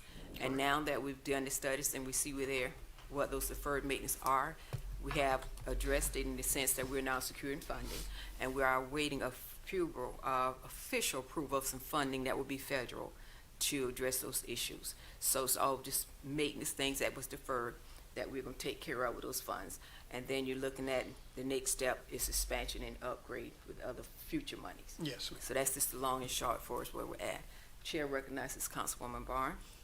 Just for information, I know there will be some customers saying, okay, what about the brown water? I was talking to some of the staff upstairs, and they were telling me of this process of flushing, and could you just go over that so they understand that we are working on all of it? Yes. Well, as discussed, we've discussed at length several times about high iron content. The city of Florence has a dual system. We have wells and we have surface water there. So particularly our wells, when we're getting water, it's a lot of iron in that, and sometimes that iron will coat our pipes. One method that we use to get rid of that iron, certainly we use chemicals, we use filtration systems, things of those nature, but we also flush those lines, and we flush it through our hydrants and other areas there to clear out a lot of that iron. The water's certainly safe to drink. Sometimes if you see it, a higher iron content, it may not look visually appealing. We certainly understand that, and we are addressing those issues. Some of the maintenance that we'll be doing on the system at $37 million is designed to address those issues as well. And just to add to that, when you think about that, one of the things we've talked about is what we call looping the system. Yes, ma'am. And so we have some areas where the lines more or less stayed in. And in order to improve it, what has to occur is that you take those lines and run them into a loop. And that causes that water to continually to circulate, which prevents sediment from getting in the bottom, and then you have that major rush, freaking it, raising it up. So that's a part of what, when you start hearing more about looping, that is what we'll be referring to, having that loop so the water continuously circulate. Do we have any other questions in relation to that? If not, if there's no other discussion, all those in favor signify by saying aye. Aye. And opposed, like sign. Let it reflect that the bill has passed first reading. Next, we have Bill number 2024-14 for first reading. It's an ordinance to annexing zone RG-2 Phase 2 of Smithfield subdivision identified as Florence County tax map parcel number 00100-01-337 through 00100-01-380. Do we have a motion? So moved. Have a motion and a second. At this time, we'll hear from Mr. Dudley. Thank you, Mayor, members of council. This is Phase 2 of the Smithfield subdivision. They are requesting annexation into the city. This is consistent with the development agreement that was passed that requires them to annex in as they finished the phases of development. They are requesting to zone RG3. It's currently about 45 lots here. It is subdivided into approximately 45 lots, and Planning Commission did unanimously vote 6-0 to recommend this zoning designation. You've heard Mr. Dudley. Is there any discussion? Hearing none, all those in favor signify by saying aye. Aye. Any opposed, like sign. Let it reflect that the bill number 2024-14 has passed first reading. Next, we have bill number 2024-15 for first reading. It's an ordinance to annexing zone CG, the lot at 525 South Ebenezer Road, identified as Florence County Tax Map Number 00074-01-334. Do we have a motion? Second.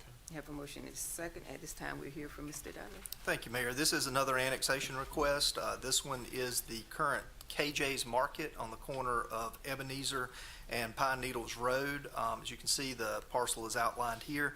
They are requesting the zoning of commercial general, which is consistent with the use, as well as the lots in the vicinity there. The Planning Commission did unanimously vote 6-0 to recommend this zoning as well. You've heard the report from Mr. Dudley. Any questions? Oh, we have two.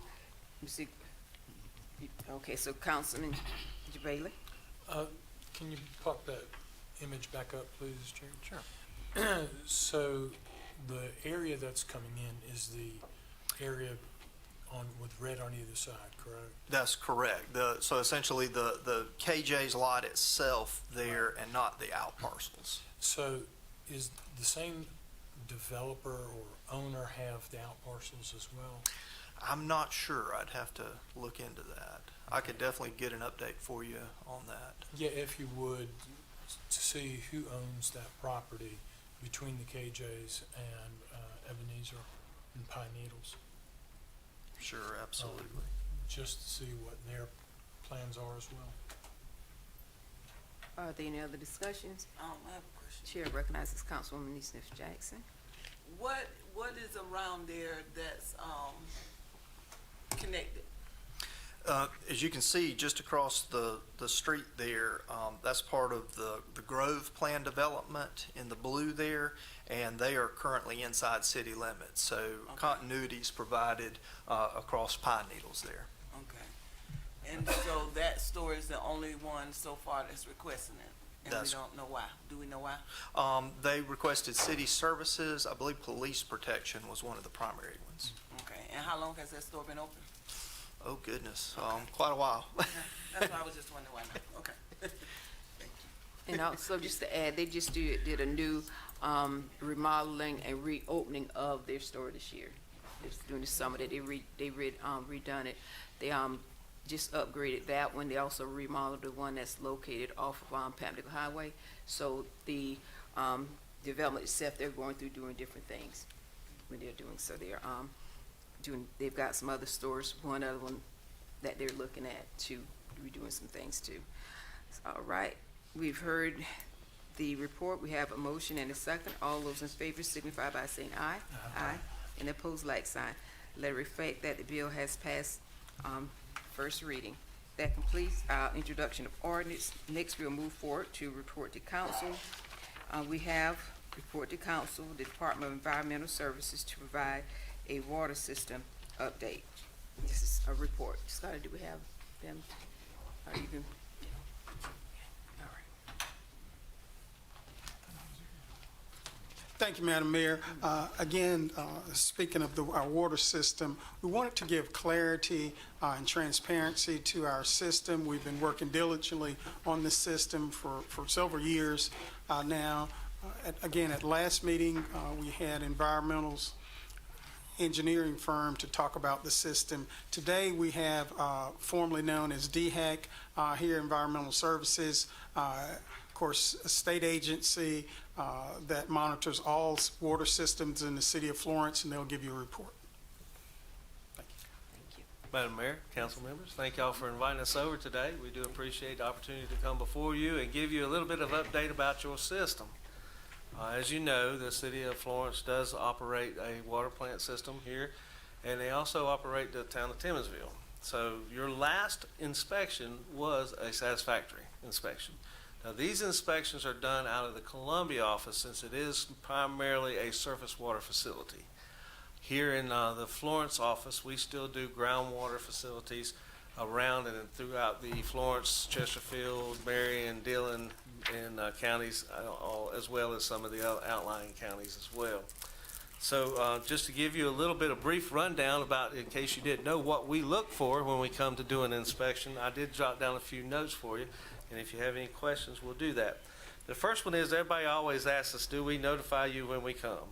There's nothing says that we have to, but we try to make sure that we do give you an opportunity to know, hey, we're going to be there Tuesday by calling you on Monday. Okay, so but, I mean, sometimes we give you a little bit more time, but we do want you to know that we don't have to notify you, but we do try to make sure that the right operators are there. Okay, some of the stuff that the inspectors will look for, and I'll try to be brief because I know I don't want to take up too much of your time, is we actually do when we come in, we'll introduce ourselves and we'll have a brief pre-meeting and pre-inspection meeting and sit down with you and tell you kind of what we're looking for. We're going to look at your paperwork to make sure that everything is done on a daily basis as supposed to be done, that the samples that are taken are logged in correctly, and that the person who logged them in is certified to log them in, okay? Our inspectors are going to look at the equipment operation. Make sure that if you say you have two pumps running, that both the pumps are operational and can be put online at the same time. We're going to look at the maintenance of equipment. So you have touched on several of these things already, and we're glad to hear that you're working on some of the infrastructure, because as we get older, our infrastructure gets older. And we have to remember that it takes money to keep our infrastructure up and moving. We're going to check the cleanliness of the facilities, and what I mean by that is we're going to look at how is the grass kept cut around the plant, is the grass kept cut around the wells, is the painting kept up on all the piping, is there any piping that needs to be replaced, and stuff like that as we go along. So we're going to check the security of the facilities, because everybody knows that you want your water of most things to be secure, especially around some of the well sites, which you do have several of as well. So you want to make sure that those well sites stay locked and secure, and they have fencing around it that will not allow anyone to climb over. We're also going to look at the operating requirements are met, meaning that you have the operators of grade there that are required for your facility to be on site when they are on site, okay? And then we are going to review the annual audit for the water loss percentage. You probably know that you have to do an annual report that says we produced this amount of water, we sold this amount of water, we used this amount of water for fire flow, where's the rest of it at? And we can apply that to leaks or possible meters misreading and stuff like that. So we look at that too. We will review the consumer confidence report and ensure that the report was available as required. Every year, the city of Florence has to do a consumer confidence report, which you have to take samples of your water for certain criteria that are on that consumer confidence report by federal law and supply that to your constituents. You guys do that. Y'all do that through the website, I believe, and through mailings as well. It can be done through mailings placed on the website, or can be hand delivered if you have people that you can't reach, nobody through the internet or the mail out. It can be done, and it can be published in a local newspaper as well. The city of Florence is doing a great job to supply water to the customers that you have. You mentioned the red water. We work with the city a lot. If we get a call, we'll call these guys and say, hey, we got a red water complaint. Can y'all go take care of it by flushing or whatever the case may be? I was glad to hear that you are going to look into the looping, because that'll help that red water system as much as possible. And so that is something that we like to say. We're from the government. We're here to help, but we're also not here to hinder. So if we ever need the Florence office, it's staying the same. They'll still be right up the road at Chauvet Street on the second floor, and that's where we'll be for right now, okay? I am the drinking water team lead for Florence and for Sumter offices. So if you need anything, think Michael knows how to get in touch with me in a heartbeat, so we can help you if we need to. We love to work together with our facilities because we are here to help you to stay in compliance by assisting you as much as actually enforcing you. Okay? Yes, ma'am. Chair recognizes Councilwoman Barnes. Your grading system, what tier is it? Is it 4-tier, good, excellent? I mean, how you do? We have satisfactory, needs improvement, and unsatisfactory. Okay, I think the last two that I looked at for Florence have been satisfactory. We will rate it as satisfactory when we go in and we see something that might just need painting. We'll note that, but you'll still get a satisfactory overall rating. If there's something that needs to be, a fence that needs to be fixed, we'll still rate you as an overall satisfactory. Again, we do like to work with you as much as we can. We still have guidelines, but we like to work with all our municipalities and cities as much as possible so that we make sure that everybody's on the same page and we're all working to the protection of the environment. So. Any other questions? Yeah, I got Chair recognizes Yes, ma'am. Councilman Neesmith Jackson. Thank you for coming. I think a lot of our voters and constituents need to hear that we're working closely with you to ensure that our water quality is the best that it can be. So thank you very much, and for letting us know that we were rated satisfactory, which is the best we can get. So that's, Yes, ma'am.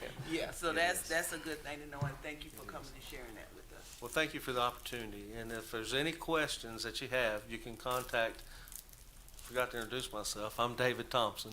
But you can reach me through the Florence office. They know how to get in touch with me. Or if you call the Florence office and ask for Bonnie Tanner, she is your local inspector for this area. And she works for me, and we stay in contact very often. So, okay.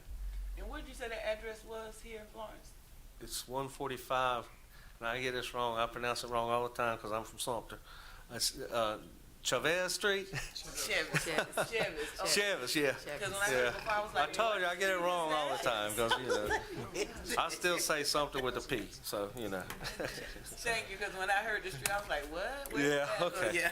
Yeah. What is it? Chevis. Chevis Street, okay. I've been coming up here for 3 years and still getting it wrong. So. Any other questions?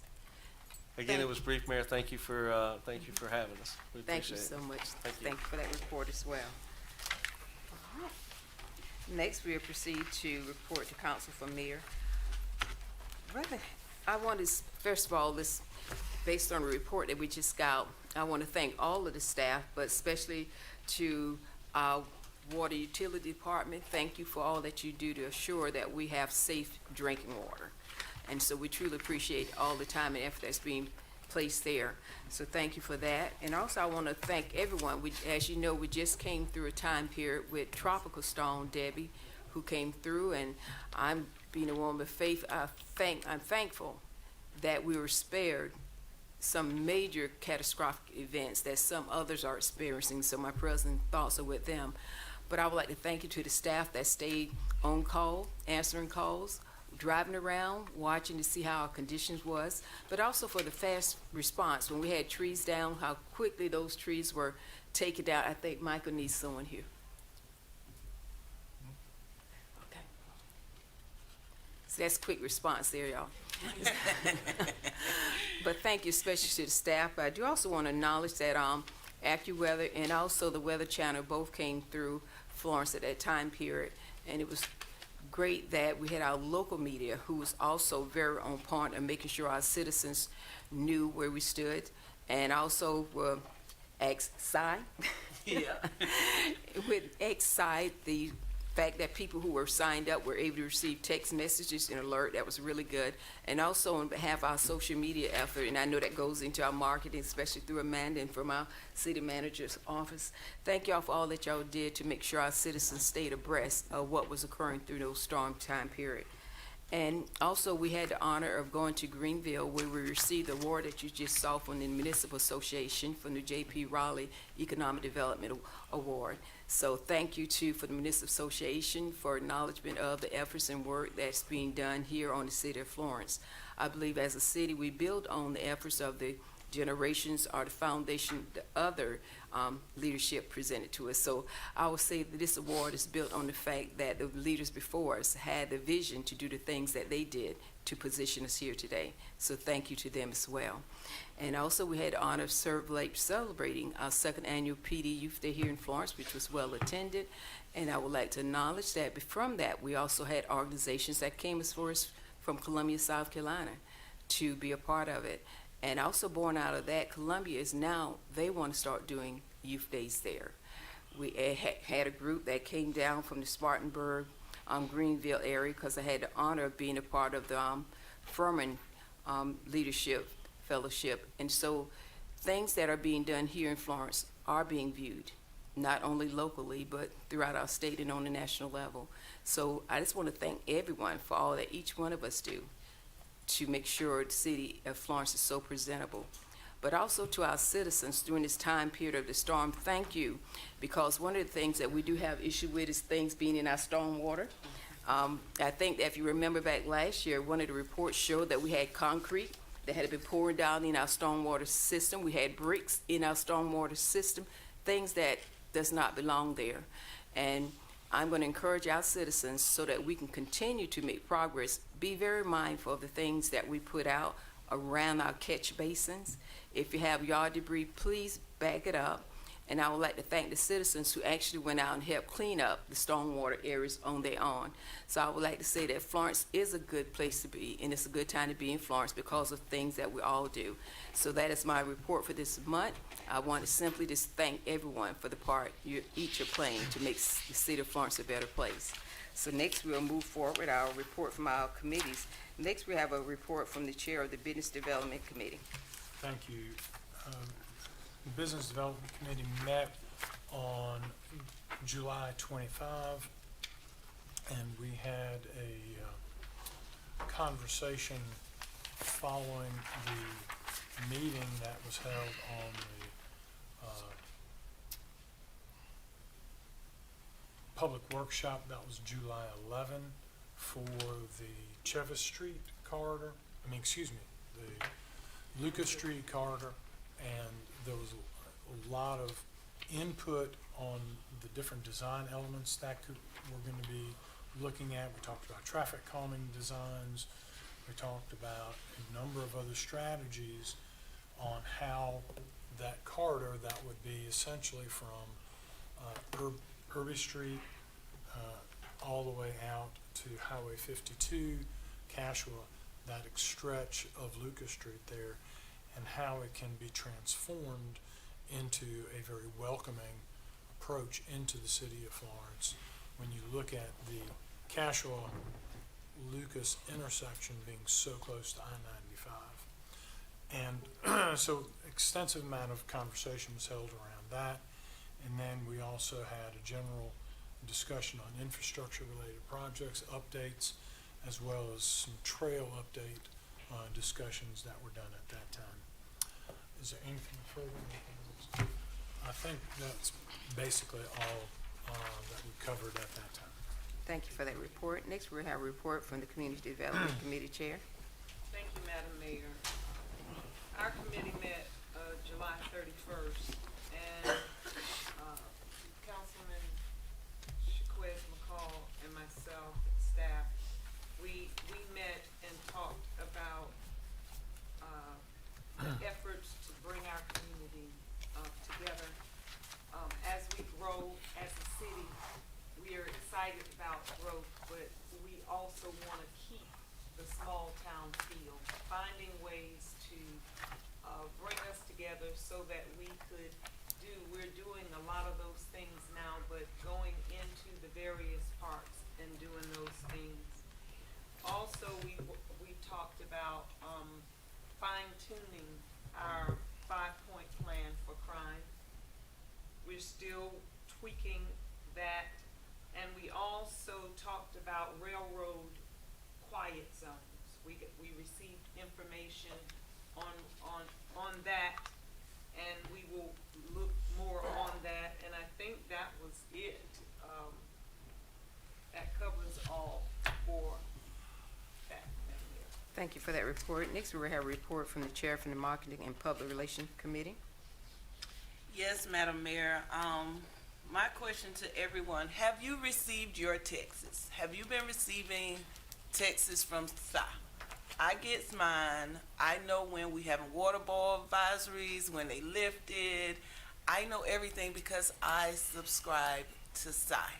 So if SI is not programmed in your phone, people, get SI in your phone so you'll know what's going on at all times when it comes to the city of Florence. So make sure 855-964-3929 programmed in your phone. Get once you program and say hi Si or hey Si, he'll come back with a link for you guys to go on and really download and make sure you're getting your text. It is so important to be in the know when it comes to this kind of stuff.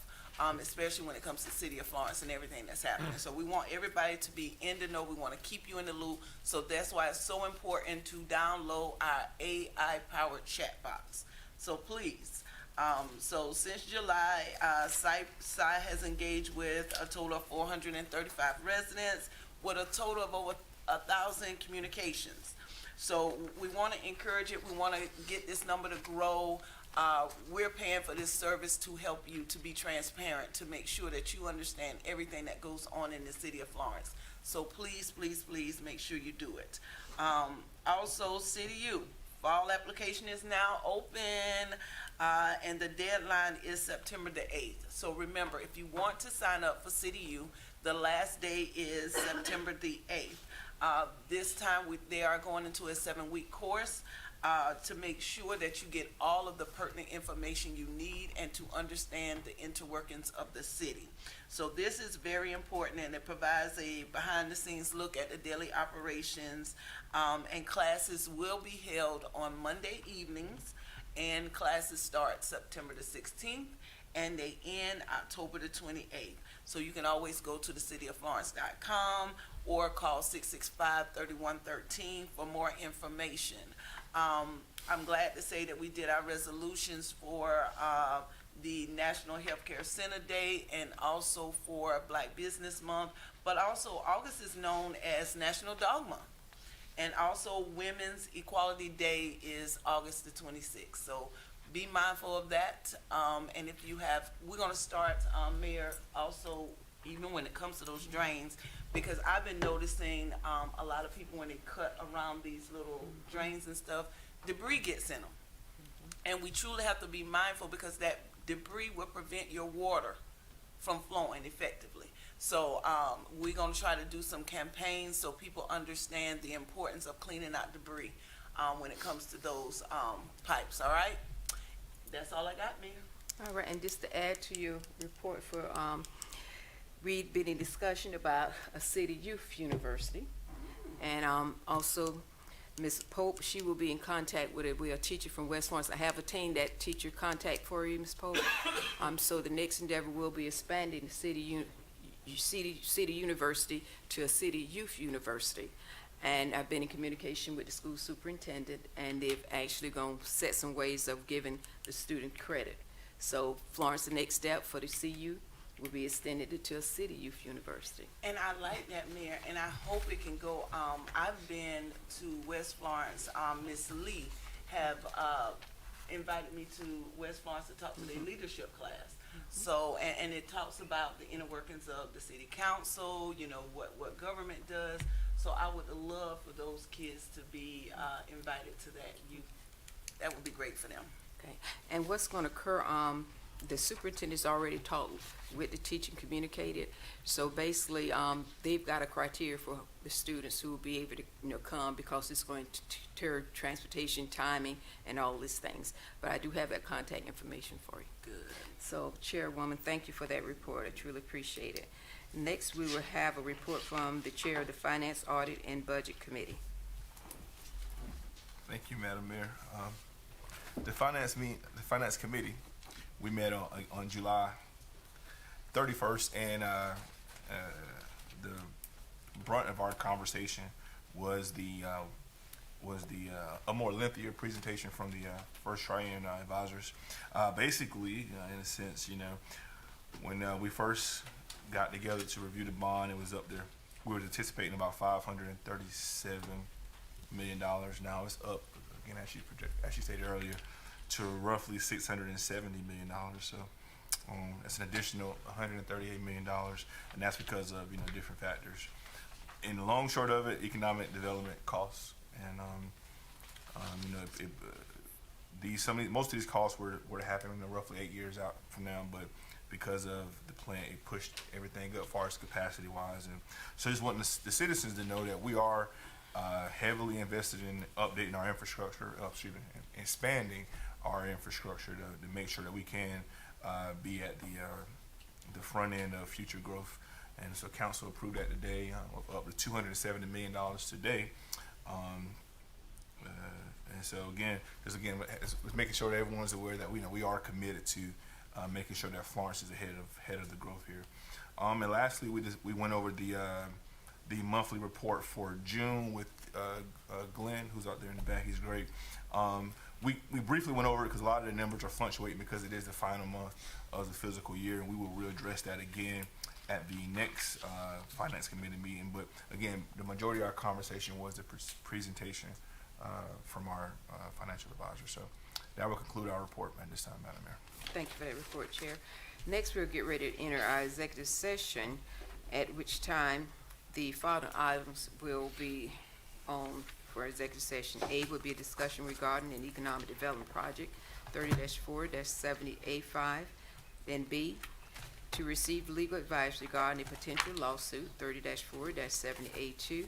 Then C, a personnel matter, 30-4-70A1.